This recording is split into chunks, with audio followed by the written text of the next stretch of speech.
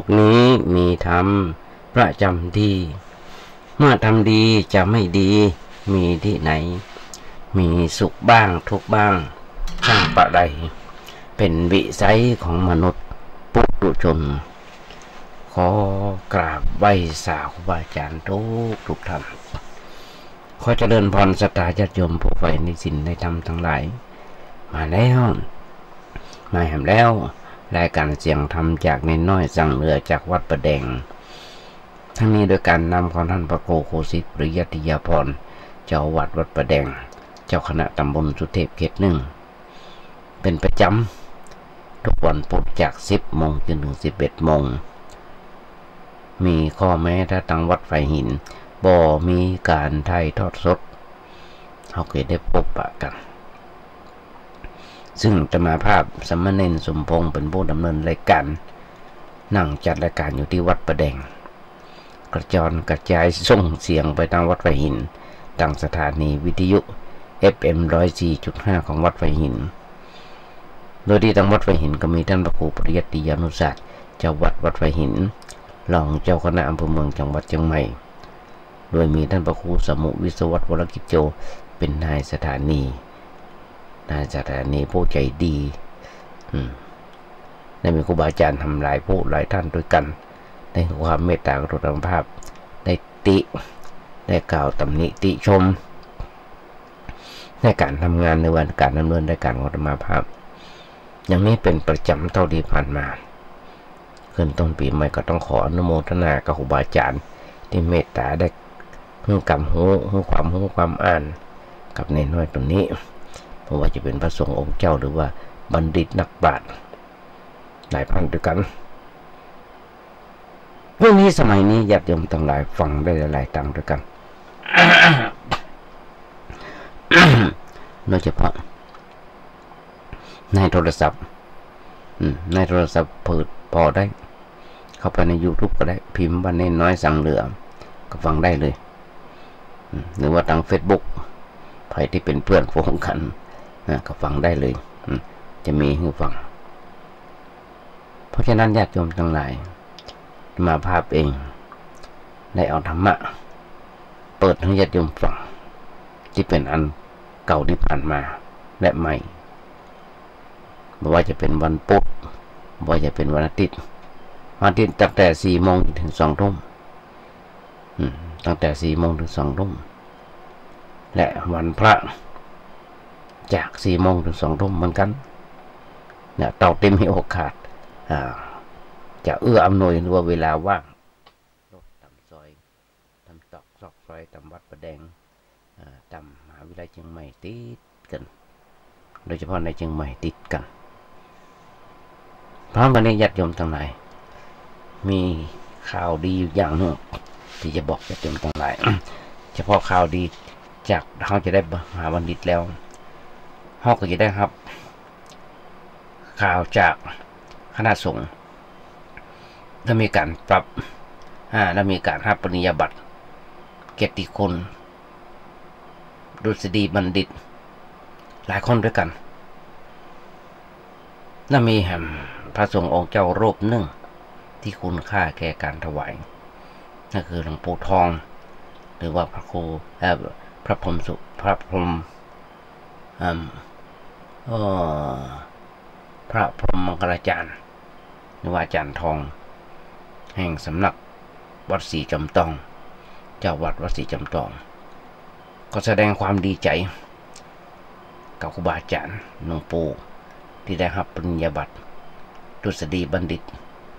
ครั้งนี้โดยพร้อมกับอนุโมทนากับญาติโยมหลายท่านด้วยกันที่ได้รับดุษฎีบัณฑิตผู้มีเกียรติคุณทั้งนั้นญาติโยมทั้งหลายเพราะฉะนั้นญาติโยมเขามาดีใจด้วยกันว่าวันนี้เขาได้รับข่าวดีแต่เจ้าเลยตั้งแต่ไก่ห่อเลยหรือว่ากี่ข้าวตอนหรือว่าบางคนได้ห่อหลายวันหลายคืนละที่ได้ห่อญาติโยมทั้งหลายนี่แหละนี่ข่าวดีโอ้กันก่อนถ้าจำญาติโยมทั้งหลายธรรมาได้เป็นบทกลอนให้ญาติโยมฟังเป็นประจำบางคนคงจำได้ละ บทก่อนตมาที่ว่าถ้าโลกนี้มีธรรมประจำที่เมื่อทำดีจะไม่ดีมีที่ไหน มีสุขบ้างทุกบ้างช่างปะไรเป็นวิสัยของมนุษย์ปุถุชน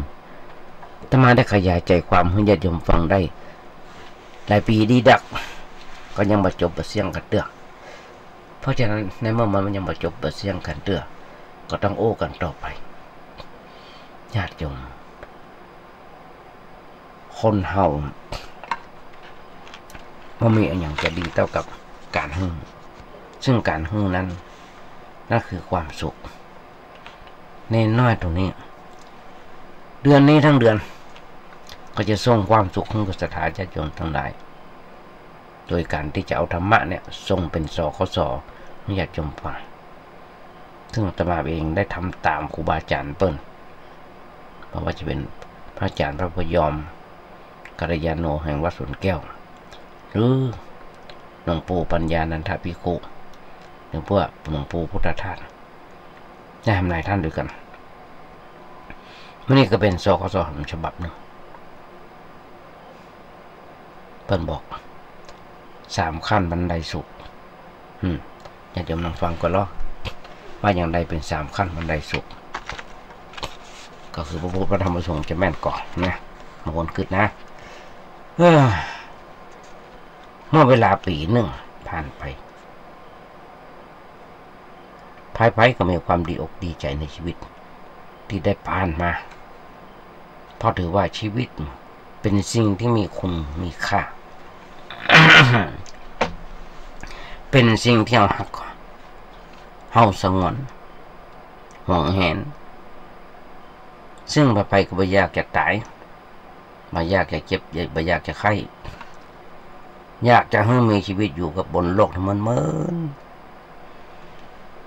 แต่ว่าญาติโยมทั้งหลายสิ่งต่าง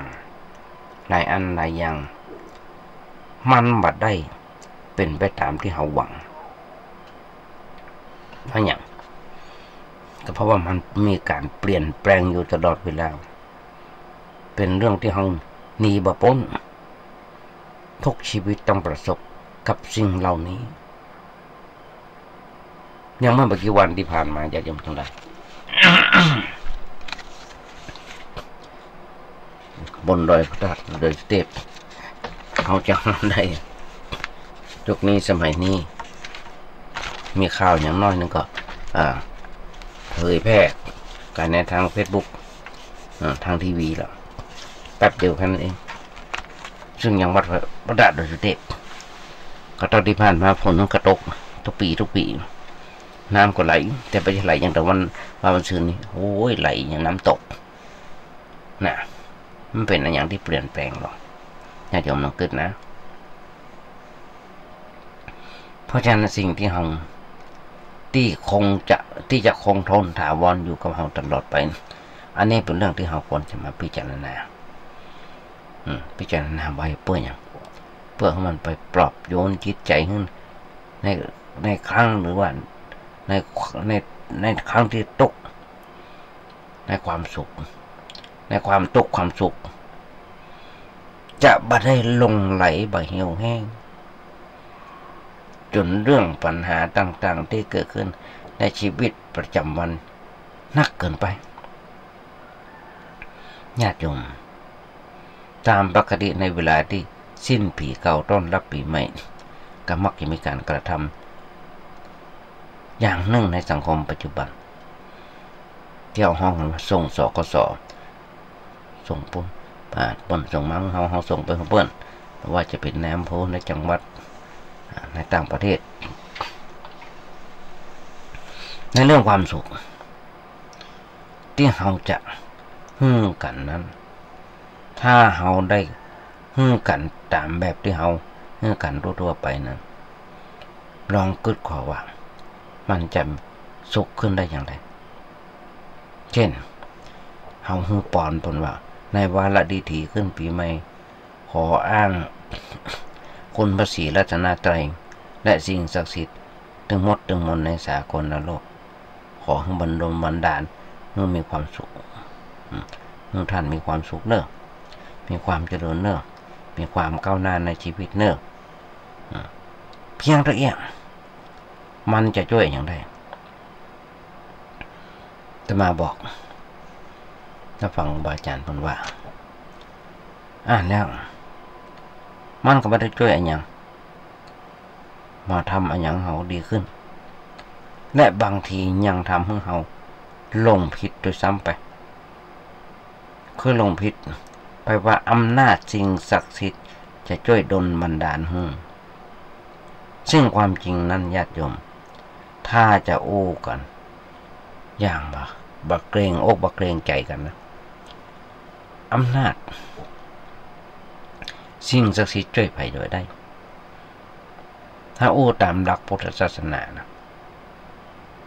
บ่มีอำนาจอะไรอย่างที่จะช่วยไผได้มีสิ่งเดียวเท่านั้นที่จะช่วยได้คือการกระทำของตัวนั่นเองเมื่อเปิ้นทำแล้วก็ได้ถ้าบ่ได้ทำก็บ่ได้จะไปอ้อนวอนขอสิ่งศักดิ์สิทธิ์สิ่งนั้นสิ่งนี้ช่วยมันเป็นอะไรอย่างที่ไร้สาระบ่ได้บ่เป็นสาระเฮาควรจะเตือนเปิ้นว่าควรจะทำอย่างใดควรจะประพฤติอย่างใดถึงจะเกิดสุขเกิดความสุขขึ้นในชีวิตบ่จะอ้างคนนั้นคนนี้เพื่อมาช่วยเพราะช่วยบ่ได้ที่ว่าช่วยบ่ได้นั่นโยมต้องคิดค่อยว่า ขณะเพิ่นประกาศเป็นกฎหมายออกมาเมาบ่ให้ขับถ้าขับรถเราตำรวจปราบตอนขับรถเมาอยู่ถึงจับถึงยับถึงยึดรถญาติโยมทั้งหลายเพียงแค่วันแรกของปี2562ที่เปิ้นฮับที่เปิ้นประกาศในเราวันที่27ถ้าจำไม่ผิด27ธันวา2561ก็มีคนตายประมาณ40ศพเพียงเฉพาะวันเดียวจะจำลองกันเนาะแล้วเรือหำ6วันนะหรือว่าเรือหำ10วันนะเพราะอย่างมีบาดเจ็บลงบาดเจ็บต้องไปโรงพยาบาลไปโรงพยาบาลก็ต้องรักษาหากหมอรักษาได้ก็ได้รักษาบ่ได้ก็ตายต่อมาเพราะอันเนี้ยญาติโยมทั้งหลายเพราะฉะนั้นความสุขที่เราควรจะให้ทุกคนได้กระทำการในปีใหม่เขาควรจะแนะนำในอย่างใดมาว่าเองได้อ่านหนังสือต่างหากของครูบาอาจารย์หรือของพระสัมมาสัมพุทธเจ้าหรือว่าอ่านอย่างต่างๆที่เป็นคุณประโยชน์แต่ปะใส่พุทธภาษิตที่พระพุทธเจ้าพูดสอนไว้ว่าความสุขมีอยู่3ระดับมี3ระดับระดับในสังคมโลกถ้าเราอยู่ในโลกจะต้องประพฤติตัวเป็นคนบ่เบียดเบียนไผอย่างพุทธภาษิตโอ้ไว้ว่าการบ่เบียดเบียนกันเป็นความสุขในโลกอันนี้เป็นความสุขขั้นพื้นฐานเป็นความสุขขั้นธรรมดาสามัญเป็นความสุขที่ใจอยู่ในสังคมทั่วๆไปญาติโยมถ้าเราได้ประพฤติปฏิบัติอย่างที่อู้เนี่ยมาเบียดเบียนกันแล้วก็เป็นความสุขขั้นต้นแต่ว่ามันไม่ใช่อย่างนั้นญาติโยมทั้งหลายอันก็ตีชิงวิ่งราวกันสเปเหระแม้กระทั่งฆ่าพ่อพ่ออย่างถึงฆ่าพ่อก็เพราะกินเหล้าเมายาเพราะคนทำมาอยู่ในศีลในธรรมพ่อกับลูกนั่งกินเหล้าด้วยกันเกิดการทะเลาะเบาะแว้งกันถึงตีลั่นฟันแทงกันตายบนห้องข้ามาปิดุขาด หลายเรื่องหลายอย่างที่มันผ่านมาในระหว่างปีใหม่ในระหว่างวันที่27จนถึงวันนี้23ญาติโยมจะหันได้เป็นข่าวที่น่าสะดุดหดหู่ แล้วเราจะหาความสุขขั้นพื้นฐานได้อย่างไรขั้นที่สองขั้นต่อไปเป็นความสุขเฉพาะตัวหรือว่าความสุขเฉพาะคนแต่มันก็ต่อเนื่องกับสังคมเหมือนกัน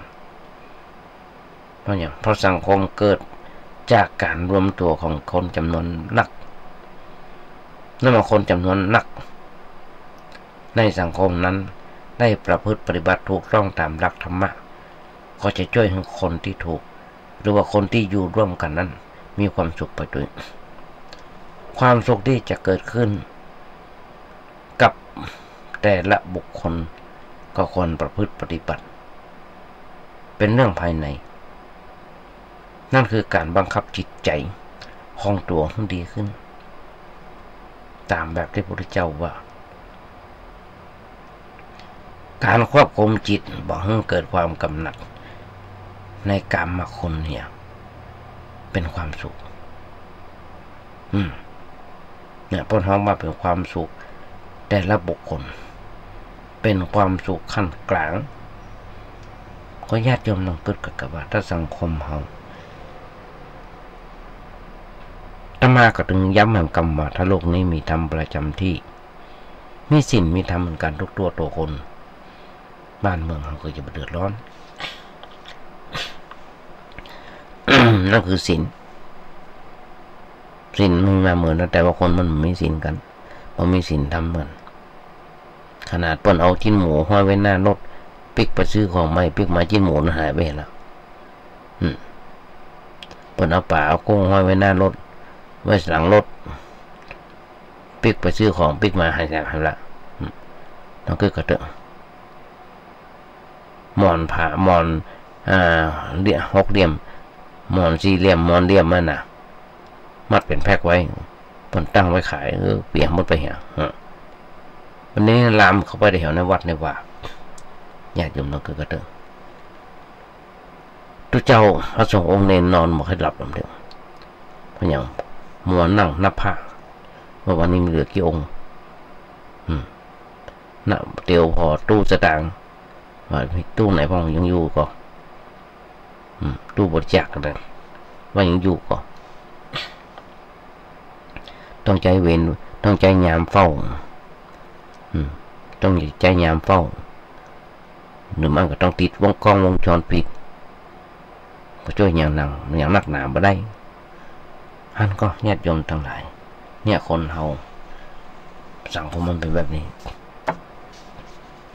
เพราะฉะนั้นอันนี้คือเรื่องของชั้นที่3ชั้นที่2เป็นความสุขของแต่ละบุคคลเป็นความสุขขั้นกลางความสุขความสุดท้ายประการสุดท้ายพระพุทธเจ้าบอกว่าการถอนความยึดมั่นถือมั่นในตัวตนออกเนี่ยได้นั่นเป็นสุดยอดนี่จูมี3ขั้นเขาจะอยู่ในโลกนี้ต้องประพฤติเกิดสุขตามลำดับนี้ซึ่งคือความสุขในขั้นต้นนั้นต้องมาเบียดเบียนกันคือต้องมาเบียดเบียนกันแต่เขาก็ยังหันเบียดเบียนกันอยู่ตาสีตาสาฝากเงินไว้ในธนาคารดีอกดีใจนึกว่าเก็บเงินฝากไว้แล้วมันจะอยู่สบายเจ็บไข้ได้ป่วยก็อย่าไปเบิกเอามาจ่ายแต่ไปเปิดพอไปตรวจพอเงินหายมันละเขาก็จะหันได้ยินข่าวมันมีความสุขละเนี่ยเพราะเบียดเบียนกันการเบียดเบียนกันนั้นมันกินความกว้างเหลือขนาดนับเหนื่อยจะเกินบรรยายถ้าเราถือระเบียบไว้ในใจว่าเราจะเบียดเบียนไผเราจะ มาทำภัยให้เกิดความทุกข์ความเดือดร้อนในชีวิตประจำวันมันครอบคลุมมันอย่างหมดเรื่องเบียดเบียนตัวเดียวป้นคำว่าฐานใหญ่ของศีลธรรมปกติคนเฮานั้น บ่ค่อยคำนึงถึงข้อนี้มาได้ตั้งฐานอันนี้ไว้ในใจ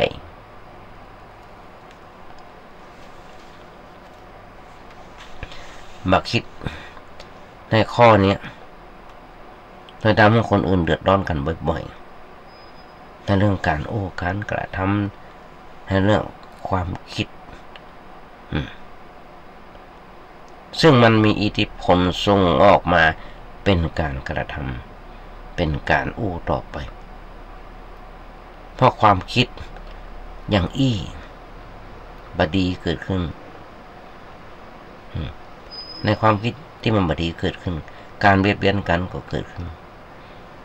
จะทำอะไรอย่างถ้าเรามีหลักอยู่ในใจว่าเราจะบ่เบียดเบียนคนอื่นให้เดือดร้อนมันเกิดความเป็นระเบียบเกิดความสะอาดเกิดความเรียบร้อยเกิดความเรียบร้อยในสังคมไปถึงหมดเลยยกตัวอย่างหันกันง่ายๆเช่นคนเป็นคนมักง่ายชอบทิ้งชอบขว้างขยะและอย่างต่างๆตามที่ต่างๆทำเข้าไม้กาทำสมพุ่มร่มไม้ทำข้างหนทางกาทำห้วยหนองคลองบึงกาขว้างจนเน่าคลองสกปรกบางทีเอาขว้างลงในคลอง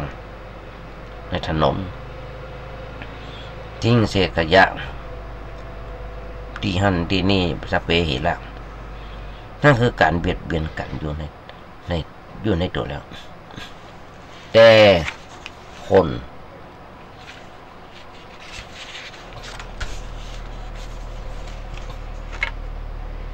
ประพฤติถึงกึดกันหยาบๆแต่ว่าการเบียดเบียนคือการไปตุบเอาเปิ้นไปแดงเปิ้นไปทำให้เปิ้นเจ็บช้ำน้ำใจมันแคบเกินไปหากควรจะกึดให้กว้างไปกว่ากุฏิอาตมาภาพอยู่ใกล้ถนนไปพอรถเทศบาลมาเก็บขยะทุกเช้าที่5 หรือ 6 โมงเปิดกันมาละไอ้รถขยะนี่ก็เหมือนกันของเทศบาลตำบลสุเทพตั้งแต่วันแรกจนถึงวันนี้วันแรกของการรับสมัครเลือกตั้งป้นยังบัตันประกาศว่าไผ่จะได้หูแล้วว่าให้คนให้ได้เป็นนายกให้ได้เป็นเทศบาลให้ได้เป็นสมาชิกยังบัตันได้ประกาศแจ้งหันรถเก็บขยะมาแล้วป้นยังได้ประกาศเลยนะรถเก็บขยะมาแล้วไม่ย่ำมาเก็บขยะพอหูว่าไปเป็นนายกแล้วที่อกที่ใจตอนวันนี้ญาติโยมทั้งหลายเปิ้นกระทำอย่างนั้นแจ้งมาแล้วหรอแจ้งกลับมาละเปลี่ยนกันไปชุดนี่ได้หลายปีดีดักละยังหมดวันละเดือน5 ปี 6 ปี 7 ปีแล้วก็จะมากี่วันเนี่ยญาติโยมทั้งหลายคนเราถ้าช่วยกันเก็บใส่ถุงใส่หยังเหี้ยใบไม้ใบดอกเราก็ไม่ต้องสร้างความเดือดร้อนกับคนอื่นที่วัดประแดงในญาติโยมทั้งหลายกวาดเอาไว้แปะกล่องไว้ทำเก้าไม้เอาไว้แปลงปุ๋ยพญาก็ขุดดุมเป็นอย่างนั้นหรอกเพราะฉะนั้นกินความไปกว้างญาติโยมทั้งหลายถ้าเอาละไว้เอาขวางไว้ต้องมีไว้เก็บมันเป็นแหล่งการเพาะเชื้อโรคที่เกิดขึ้นในหมู่บ้านของเราแม้นญาติโยมทั้งหลายเกิดขึ้นน้ำเน่าน้ำเสียสกปรกแมงวันแมงงนเกิดเชื้อโรคเกิดขึ้นแมงงนแมงวันเนี่ยนะที่เชื้อโรคนั้นไปก็เบียดเบียนคนตัวอื่นต่อไปคือมันไปเอี่ยวไปกิดไปติดไปเกาะตามอาหาร นำเชื้อโรคไปใส่คนถ้าทำให้คนเจ็บไข้ได้ป่วยเฮาเจ็บไข้ได้ป่วยดึกก็เกิดความทุกข์ความเดือดร้อนต้องไปหาหมอหาหมอหาหมอหายุกหายาเสียค่ายุกค่ายาหเงินทองต้องจับจ่ายใจสอยบ่ค่อยจะมีก็เกิดปัญหาด้วยกันหลายสิ่งหลายอย่างตัวไม่นั่นคือการเบียดเบียนคนเบียดเบียนอยู่ในตัวแล้วถ้าเฮาคิดในแง่ว่าเฮาจะบ่เบียดเบียนไผเฮาจะเป็นคนที่มีระเบียบบัดทิ้งขว้างของก็บ่เป็นบ้านบาราดน้ำสิ่งสกปรกโสโครกไหลเปื้อนไปตามพื้นดินเฮาจะโคตรเป็นบูเป็นลุ่มเป็นบ่อลงไปละลงไปเทลงไปในบ่อของมันขังไว้พอมีตีมิดชิดปิดเมื่อมันเป็นตะกอนเป็นอย่างก็เอาขยะออกไปทิ้งไปฝังดินเนี่ยทำต้นไม้เป็นปุ๋ยต่างๆเฮาก็ทำได้เฮาก็จะไปเบียดเบียนไผนั่นเองถ้าบัดทำให้ไผเดือดร้อนเฮาก็บัดทำให้ไผเดือดร้อนถ้าสมมติว่าจะมีงานจะมีงานมีการอะไรอย่างที่บ้านเฮาก็ชอบใจเครื่องขยายเสียงติดลำโพงตั้งลำโพงหลายๆตู้4 ตู้ 5 ตู้แบตติดแล้วก็เปิดเพลงดังสนั่นวันไหวออกไปรอบทิศเจ้าบ้านอย่างนั้นมันต้องเป็นอันดับอันนอนมันมีความสุขโอ้โหเขายังต้องที่ผ่านมาญาติโยมทั้งหลายเริ่มตั้งแต่วันที่29 30 31ที่1ที่2ที่3จนถึงวันนี้คาราโอเกะตามข้างวัดข้างกุฏินี่ยังมาจบเดือดได้ยินแทบจะทุกคืนต้องกระเดกมันเป็นอันดับมันเป็นอันนอนอย่างเนี้ยถ้าเป็นคนที่กึดอยู่ในใจว่าจะบ่เบียดเบียนไผเดือดร้อนทำแบบนั้นบ่ได้เพราะคนอื่นเปิ้นรำคาญเปิ้นนอนหลับถ้าเฮาเจ็บป่วยอยู่ถ้าเปิ้นเจ็บป่วยอยู่เปิ้นก็จะป่วยหนักลงไปแฮมเปิ้นมีเปิ้นก็โมโหชุนเจียวอยู่ตลอดรำคาญไอ้ใหญ่สำนักเข้าไปโมโหชุนเจียวนักขึ้น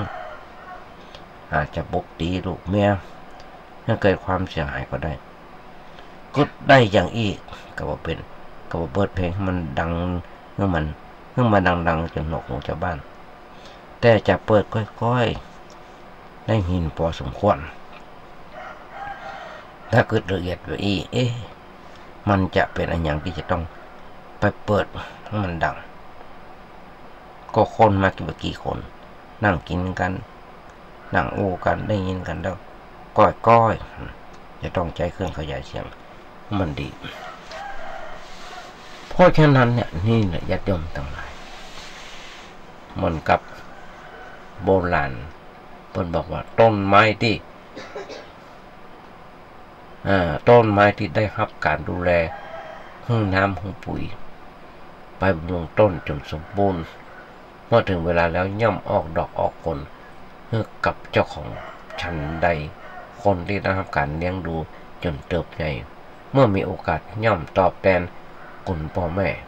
และผู้มีอุปการะคุณฉันนั้นนี่แหมอย่างหนึ่งญาติโยมทั้งหลายขอยกเอาพุทธสุภาษิตของพระเจ้าว่ากตัญญูกตเวทิตาเป็นเครื่องหมายของคนดีในเรื่องของความสุขพักไว้ก่อนขอเรื่องนี้สักน้อยหนึ่งพอนึกขึ้นได้ เรื่องของความกตัญญูทองคำแท้คนเมื่อมีโอกาสย่อมตอบแทนคุณพ่อแม่และผู้มีอุปการะคุณ เหมือนกันกับทองคำแท้หรือทองคำแท้หรือไม่โดนไฟของคนดีแท้หรือไม่พอที่เลี้ยงพ่อแม่พอที่เลี้ยงพ่อแม่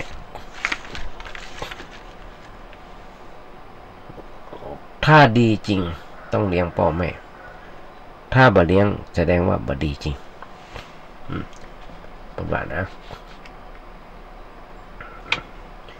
เพราะเป็นพวกชุบทองชุบของเก๊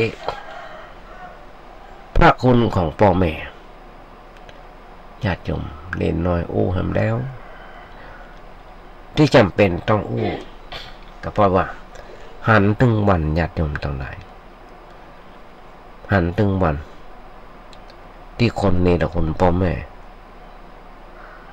อย่างเมื่อกี้วันที่ผ่านมาถ้ามาก็ถึงประกาศถึงบอกญาติโยมฟังว่าใครอยากจะรู้บุญคุณของพ่อแม่หรือว่าใครอยากจะรู้เรื่องบาปกรรมบ่ต้องมาพออื่นใครแมลงมา6 โมงเช้าต่างช่อง Workpoint หรือช่อง23มีรายการไม่ปลดหนี้ไม่ตั้งตัว2 อย่างไม่ตั้งตัวนั่นคือวันศุกร์ไม่ปลดหนี้ตั้งแต่วันจันทร์ถึงวันพฤหัสถ้าจะอ่านความทุกข์ที่เปิ้นเอามาให้พอนั่นคือเรื่องจริงมันมีอิงมีใหญ่มาได้โฆษณาให้ต่างบริษัทเอาสิ่งที่ดีๆมาน้องพอเถอะ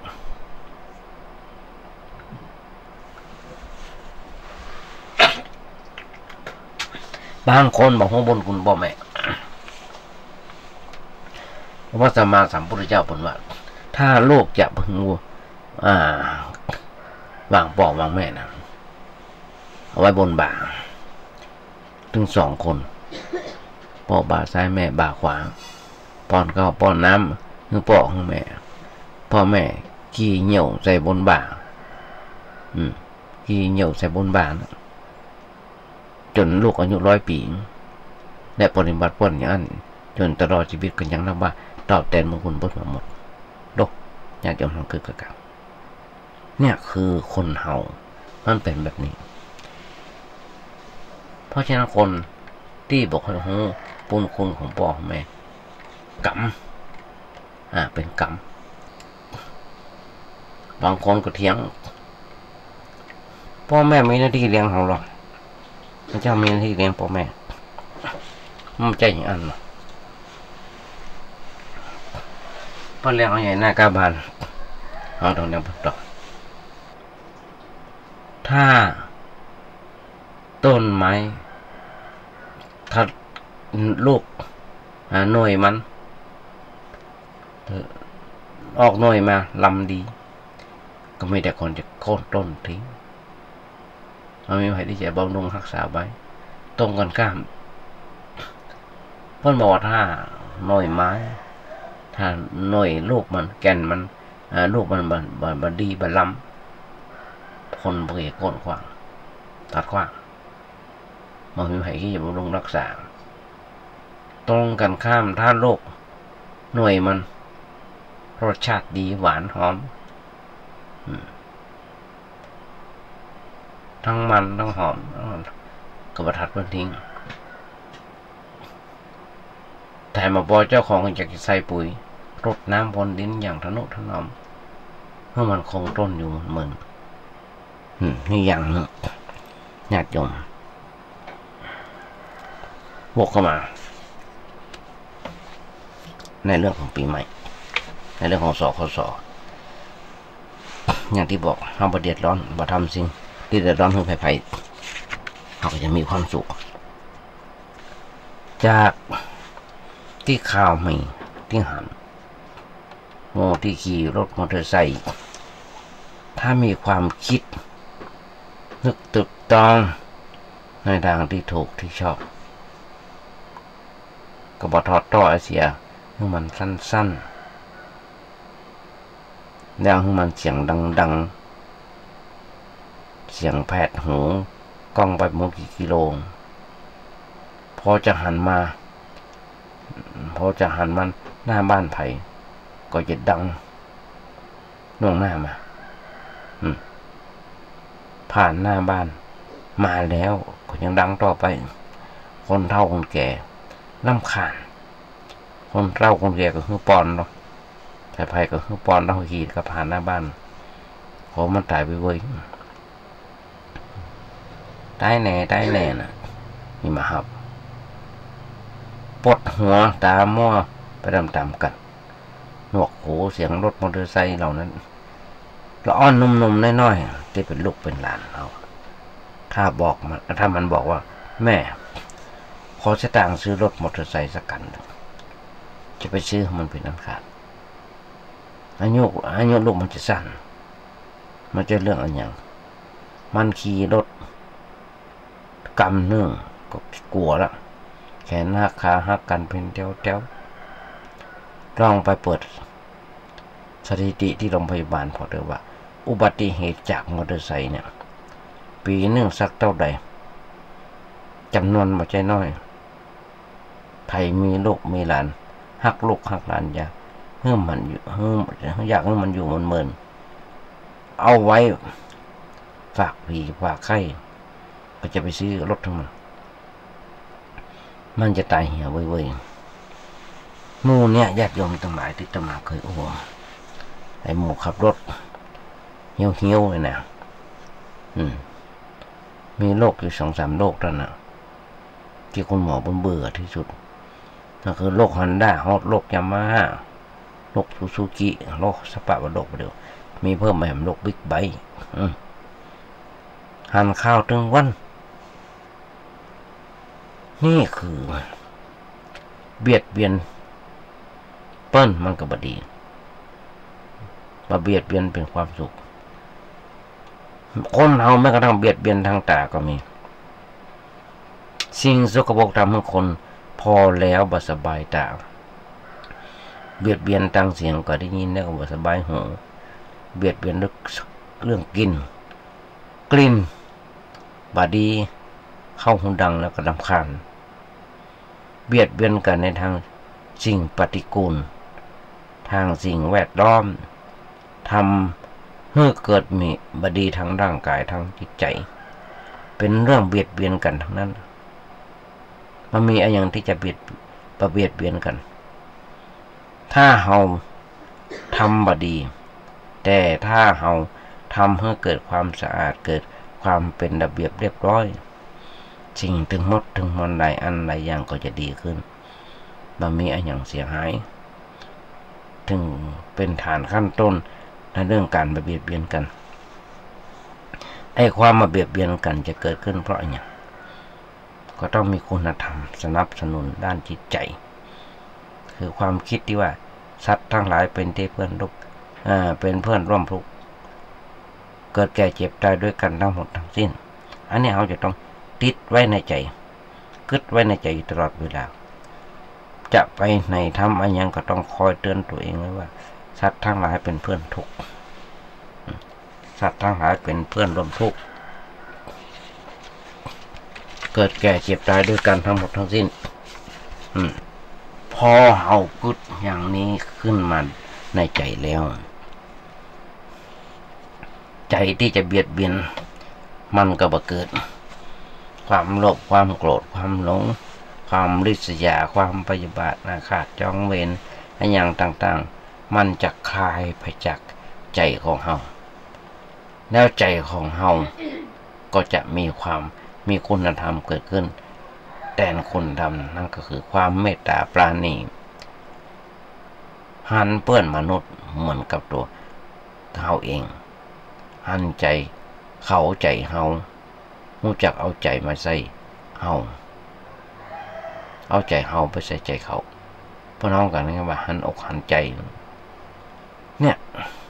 เรื่องความหันอกหันใจกันสำคัญเหลือมาน้อยหายากในสังคมยุคปัจจุบันมีแต่เรื่องเอารัดเอาเปรียบกันด้วยประการต่างๆบอกว่าจะหันอกหันใจกันนี่เป็นความเสียหายเพราะฉะนั้นในปีใหม่เนี่ย เราควรจะอยู่ด้วยความหันอกหันใจกันควรจะอยู่กันด้วยความคิดที่ดีว่าสัตว์ทั้งหลายเป็นเพื่อนร่วมทุกข์เกิดแก่เจ็บตายด้วยกันทั้งนั้นคนที่มีจิตใจที่เป็นปกติหั่นยินหมูหั่นกุ้งหั่นอย่างเปิ้นวางในรถหลังรถก็ไปหยิบไปช่วยเอาของเปิ้นอันนี้มาใจอย่างนั้นญาติโยมหลายคนคอยขี่รถคอยเตียวทำแวดกัดก่อนที่จะเปียจะลักเอาของเปิ้นลักเปิ้นซื้อตัวบ่ซื้อจะเอากันง่ายๆเปิ้นลืมเข้าลืมของเอาไว้เอาของเอาไว้หน้ารถเอาไว้หน้าซารถเอาไว้หลังรถเข้าไปเตียวไปซื้อปิกมาหายไปละจะไปทำกับข้าวกับปลาหายแล้วต้องปิกไปซื้อใหม่เดือดร้อนฮ้อนไหมคนอื่นเห็นละนี่หำอย่างนึงนี่หำเรื่องนึงที่ขออู้เพราะฉะนั้นญาติโยมที่อู้เนี่ยเกิดแก่เจ็บตายด้วยกันทั้งหมดทั้งสิ้นมันเป็นแบบนี้แล้วมีหำนักหน้าป้าป้านหลายเรื่องหลายอันเขาถึงบอกตะเกียบว่าคนเฮาปีใหม่ถึงเดือดทุกคนต่างก็กึดหรอกเป็นของขวัญอยากจะได้ของขวัญอยากจะได้ของขวัญที่ดีๆของขวัญแห่งความสุขทุกคนอยากอย่างทั้งหลายต่างก็ปรารถนาให้เกิดสิ่งดีๆขึ้นในชีวิตเช่นได้โชคได้ลาภได้เกียรติยศชื่อเสียงประสบความสำเร็จการงานก้าวหน้าเป็นต้นแต่สิ่งเหล่านี้บ่ใช่หลักประกันแห่งความสุขที่แท้เพราะแม้ได้มาแล้วก็ยังทุกข์ได้ไม่ใช่ว่าจะมีความสุขเสมอไปเช่นได้น้อยกว่าคนอื่นก็บ่พอใจหรือว่าถึงจะร่ำรวยเพียงใดหรือว่าบ่จะว่าบ่แก่บ่เจ็บบ่ตายหรอกหรือว่าบ่สูญเสียคนรักหรอกอย่างปีเนี้ย2562บางคนตั้งหน้าตั้งตารอโบนัสรอเงินพิเศษจากเจ้านายก็แจกแต่บางคนได้นักกว่าเฮาบางคนได้น้อยกว่าเฮาได้น้อยกว่าเปิ้นบ่พอใจแล้วหรอกแล้วความสุขที่แท้นั้นมันขึ้นอยู่กับการอะไรความสุขที่แท้นั้นขึ้นอยู่กับการวางใจ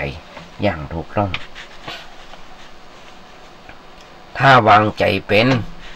ไม่ว่าใครจะได้นักกว่าเฮาก็ยังมีความสุข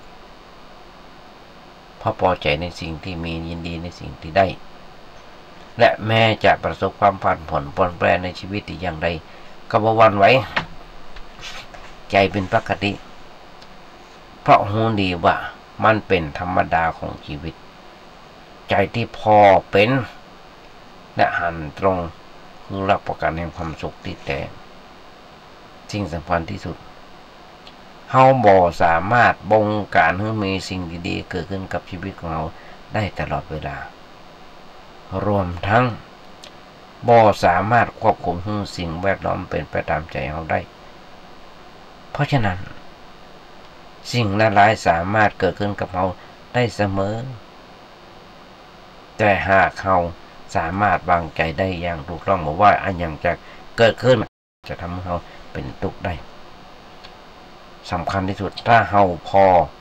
ดูแลรักษาเพราะฉะนั้นเทศกาลปีใหม่ควรถือโอกาสแห่งการตั้งจิตอธิษฐานเพื่อฝึกฝนตัวให้ธรรมะเข้าถึงให้ธรรมะเราเนี่ยเพิ่มพูนคุณในจิตใจของเราเพราะนี่คือหลักประกันแห่งการมีชีวิตไม่อย่างแท้จริงนี่คือสิ่งที่เนนน้อยตัวนี้ฝากให้กับสถาญาติโยมทั้งหลายก็วางใจเป็นอย่างยิ่งว่าคงจะดีและคงจะอย่างดีบ่น้อยนี่ฝากญาติโยมฟังเพราะฉะนั้นญาติโยม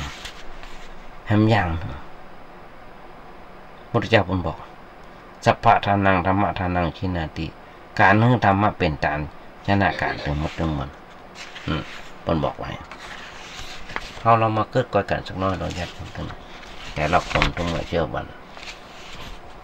อาบน้ำกันวันละหลาย10 เทื่อวันละหลายครั้งด้วยกันหน้าหนาวนี่ผมจะแปะกันพ่องแต่ว่าในหลายที่เปิ้นยังอาบกันวันหลายครั้งด้วยกันคนเฮารู้จักอาบน้ำชำระล้างร่างกายวันละหลายครั้งทุกวันเพื่ออย่างเพื่อกำจัดเหงื่อใครสิ่งสกปรกโสโครกที่มันติดมันก็ตำเรินรากของเฮาแต่คนเฮาบ่เคยที่จะคิดชำระล้างจิตใจให้สะอาดแม้เพียง1 นาทีด้วยเหตุเนี่ยจิตใจของคนเฮามีแต่ความโลภความโกรธความหลงอันเป็นตัณหาเพิ่มพูนตลอดเวลาถ้าคนเรารู้จักจัดการชำระล้างจิตใจด้วยการมีทานศีลภาวนาทุกวันความโลภความโกรธความหลงก็จะค่อยเบาบางลงจนดีในที่สุด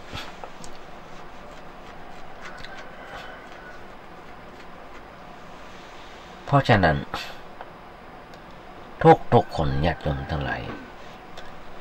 ที่เกิดมาอาศัยโลกอยู่เพื่อสร้างความดีไม่ใช่เกิดมาเพื่อสร้างความชั่ว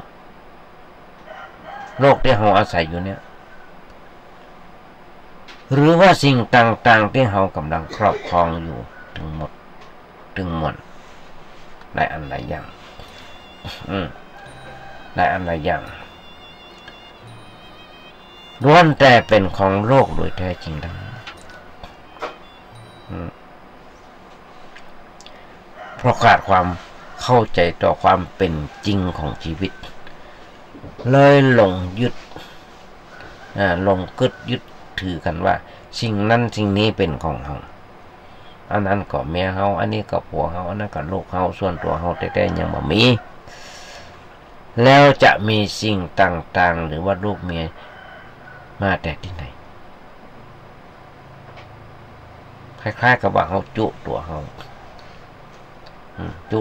เองเมื่อเฮาจุตัวเฮาเองหลงขี้ตูยึดเอาสิ่งต่างๆที่เป็นของโลกมาโอบมากอดไว้เป็นของตัวย่อมต้องถูกลงโทษได้รับความทุกข์ความทรมานเป็นผลตอบแทนภัยโอบกอดไว้นักเท่าใดคนนั้นย่อมได้รับความทุกข์ทรมานนักเท่านั้นแต่คนที่ฉลาดเปิ้นจะคิดแต่เพียงว่าเฮาเกิดมาในโลกนี้หอบเอามาแต่เพียงความเปล่าเปล่าตอนมาอาศัยโลกอยู่เพื่อสร้างความดีสิ่งต่างๆที่โลกมีอยู่เฮาขอหยิบยืมบนมาใจก่อนเท่าที่จำเป็นเพื่อยังชีวิตให้อยู่รอดปลอดภัยและจะขอใจสิ่งต่างๆของโลกอย่างทานุถนอมระมัดระวังใจอย่างพอดีบัสะสมบักกักตุนเมื่อเสร็จกิจของการเกิดมาเพื่อสร้างความดีแล้วจะยกสิ่งต่างๆที่หยิบยืมมาคืนปิกไปโลกทั้งหมดถ้าเราฝึกคิดแบบนี้ ก็ได้อย่างมีสาระแบบนี้ก็สามารถปลดเปลื้อง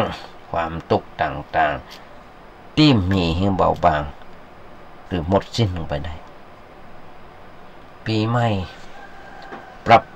มุมมองคิดทำไม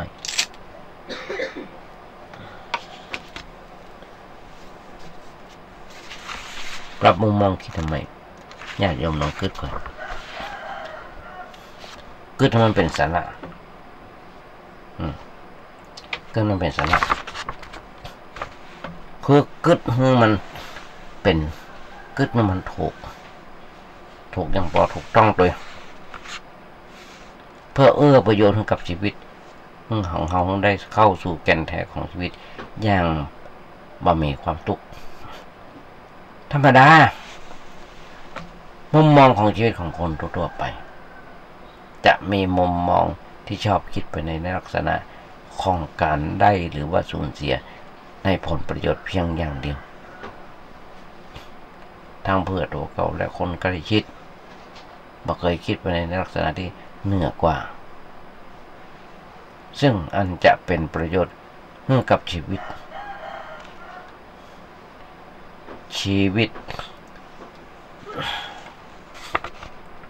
เลยต้องวิ่งขึ้นถอยลงไปกับเรื่องได้มาหรือว่าสูญเสียอยู่เสมอโดยที่บอกว่ามันสร้างความทุกข์ทรมานให้กับเขาแม้จะหูเป็นในอยู่พ้องแต่ก็บ่สามารถจะดีดเอามันออกมาจากตัวเขาได้เพราะอย่างถ้าความเคยชินต่อแนวคิดเดิมๆนั้นมีพลังนักกว่าซึ่งมันได้ลงรากฝังแน่นอยู่ในใจของเขาเมื่อแต่มันก็บ่เหลือวิสัยที่จะเพียรพยายามฝึกคิดฝึกพอแต่ในแง่ที่ดีที่มีประโยชน์ในแง่ที่ดีที่มีประโยชน์ญาติโยมมุชนธรรมทั้งหลายโอ้มาถึงตอนนี้มือตาพอเวลาเวลาจะหมดเวลาเวลาจะหมดเวลาหันทีหันท่าว่าจะต้องนำรายการนี้จากญาติโยมไปก่อนแต่ก่อนจะนำรายการนี้จากไปญาติทั้งหลายมาพระใครอยากจะขอเอางานบุญงานกุศลหึงสถานที่คุณฟังสักเล็กสักน้อยสักเรื่องสองเรื่องซึ่งทางวัดประเด็นของเขาโดยที่ว่าท่านพระครูโคสิตปริยัติยาพรเจ้าวัดประเด็นเจ้าคณะตำบลสุเทพเขต 1พร้อมคณะกรรมการได้บอกบุญมาถึงศรัทธาญาติโยมทั้งหลายว่าทางวัดประเด็นของเขาจะมีการซ่อมแซมบันไดหน้าซึ่งอายุการสร้างบันไดนาคก็มาหลายปีดีดักหลาย10 ปีแล้วก็ชำรุดทรุดโทรมไปตามกาลเวลาจะต้องมีการปรับปรุงซ่อมแซมก็หวังใจเป็นยิ่งว่าขอบอกบุญญาติโยมทั้งหลายช่วยกันร่วมทำบุญสุนทานด้วยกันในครั้งนี้ด้วยตอนนี้เฮือช่างเพิ่นกำลังออกแบบหรือว่าตีราคาค่างวดกันอยู่แต่เข้าใจว่าคงจะเสียหมดเท่าใด2-3 แสนท่านพระครูบอกบุญมาได้ทำหลายอันหลายอย่างญาติโยมทั้งหลายเท่าที่ผ่านมาทั้งวัดประแดงของเฮาก็มีการบำรุงซ่อมแซมเสนาสนะกับที่วัดประแดงเพราะว่าจะเป็นโบสถ์เป็นวิหารเป็นศาลาเป็นกุฏิเป็นอย่างต่างๆก็สำเร็จรุ่ล่วงไปหลายอันหลายอย่างไปตามกาลเวลาที่มันได้ทำได้สร้างขึ้นมาก็ด้วยจักจตุปัจจัยด้วยน้ำจิตน้ำใจของศรัทธาญาติโยมทั้งหลายทั้งนั้นที่ฮือมาที่ถวายมาญาติโยมทั้งหลายพระสงฆ์องค์เจ้าเพราะว่าใครทั้งนั้นบอกว่าท่านพระครูเจ้าบ้าก็ดีธรรมะก็ดีสร้างไว้แปลงไว้ก็ไม่ได้ไว้เพื่อตัวเก่าไว้เพื่อพุทธศาสนาไว้กับลูกกับหลานทางเต้าของเขา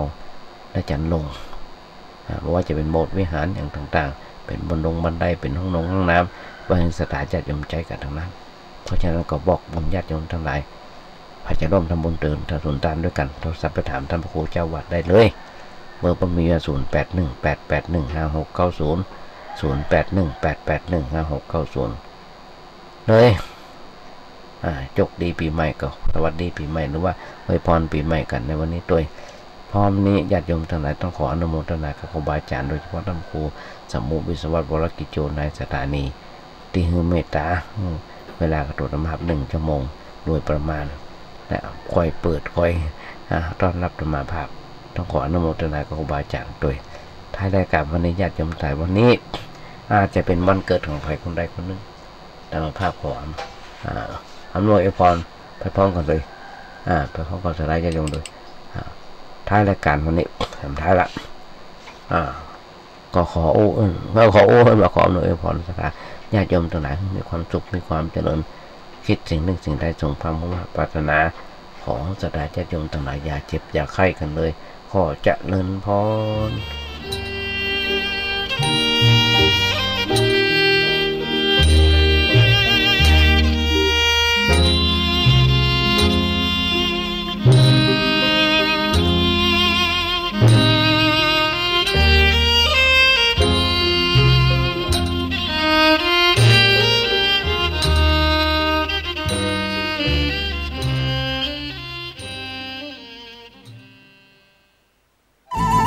ที่จบไปแล้วนั้นเป็นรายการ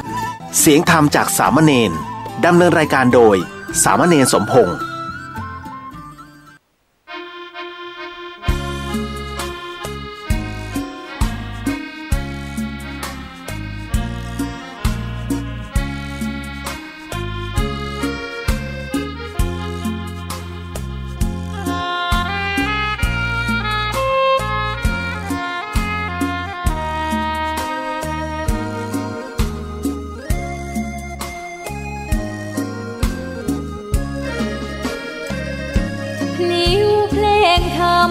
ถูกถ้อยคำเข้าถึงจิตใจฟังรายการวิทยุเสียงใสส่งถึงใจไปสู่ปลายนาสารธรรมน้อมนำมองพระศาสดาบอกผู้คนทั่วลา